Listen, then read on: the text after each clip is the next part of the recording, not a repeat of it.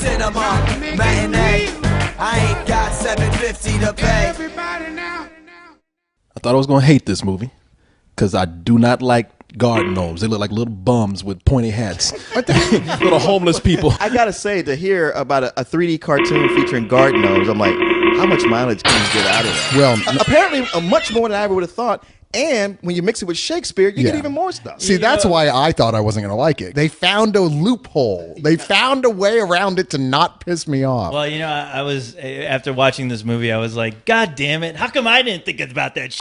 It's Romeo and Juliet with garden gnomes. Instead of the Montagues and the Capulets, you got the red gnomes versus the blue gnomes. Well, there is the Montagues and the Capulets still. The home of the Montagues. Yeah. Oh, well, it's the old couple. Yeah. Right? Yeah. Well, the old couple who hate each other, who live in houses next to each other. Yeah. One neighbor has a backyard full of blue gnomes, and the other neighbor has a backyard full of red gnomes, and they're constantly feuding with each other. And it's kind of cool the way they incorporate certain backyard elements into their feud. For example, they like to challenge each other to drag racing, but on lawnmowers. And it's got really surprisingly good animation. I mean, the gnomes themselves, they're careful to give them all little missing chips out of their ceramics and stuff, so they really look like ceramic gnomes. There's some really interesting people doing the voices here, and some of them are great. And people will be driving you crazy in this, going, God damn, who is that? Like Ozzy Osbourne has a role in here as like a deer. Jason Statham is in here playing, what was this, Tibble? He was Tibble. Yeah, and he's great. And then you have James McAvoy as Gnomeo and Emily Blunt as Juliet. Who do a great job. The great, all-talented Dolly Parton. That's right, Dolly Parton is in this. Oh, that was Dolly Parton? Yeah. No wonder that gnome has some big titties.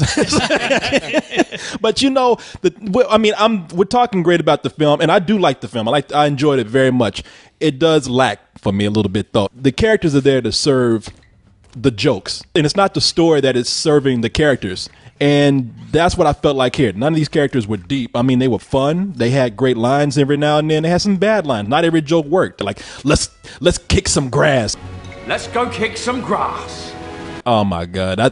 Even in the spirit of this movie, I can't take that. It's hitting more than it's not, but you can tell that there was only so much effort put into making it perfect because of jokes like that. You're like, God damn, really? I just felt like these characters, none of them were deep. What are you doing here? I don't know. I came here to... Well, I don't know. I just wanted to see you again. Are you crazy?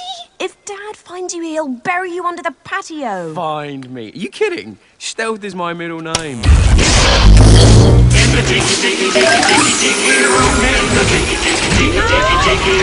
So it's a fun movie, but it doesn't hit on any kind of emotional level at all. You were right, Corey. But I have to admit, one character that really surprised the hell out of me. I know who you're talking about. I honestly thought was going to annoy the shit out of me as soon as they introduced them. But it's this Pink Flamingo. Yeah. And wow, you talk about some emotion. Yeah. I have to admit, I was getting You teared up, didn't you? I heard you over there going, teen, man.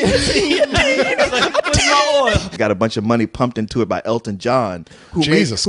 made sure he crowbarred in his entire catalog. God damn, Elton John. Come on, man. It was one thing when the movie started, and then every song, like, wait, that's another Elton John Every song. single song. That's another one. And then he started just putting Elton John's image in the I know, actually. I'm surprised he didn't actually just show up as a gnome. There's so many things that it does right that I don't want to ding it, because it wasn't even like it was doing things wrong. It just wasn't reaching high enough. Like, it didn't have enough behind it. But for what it had going, for the resources it had, I thought it hit way higher than it should have. I give it a low full price. And it was like the little moments, that movie had were like just hilarious moments and memorable moments for me.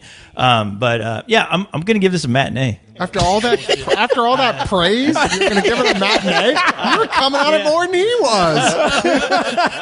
Jesus Christ. I mean, it was consistently fun. I had a good time. Yet at the end of it, I was already starting to fade on me a bit. I was like, okay, the thing about these type of cartoons is that, yes, they're very, very well done for what they are, but they're not doing anything new. It's a high matinee for me. When I say matinee, that's me saying don't expect a whole lot of depth in there, but expect to have like a lot of fun when you go. There were some things that did have me confused, though, had me puzzled. What's the point of two ceramic things having a romantic relationship? That's what I'm thinking. Really, what good is that going to do for you at all? How do they have sex and how they give birth? It's like when you crack a leg open, it's like a crab leg or something, you try to give birth to something. I wonder how many fathers like took their little illegitimate gnome babies and smashed them because that's like a gnome abortion right there. It's like, I want to see the movie though where like the racist neighbor down the street has the lawn jockey show up. That's the one thing they didn't pull in. Yeah, You crackers need to keep it down.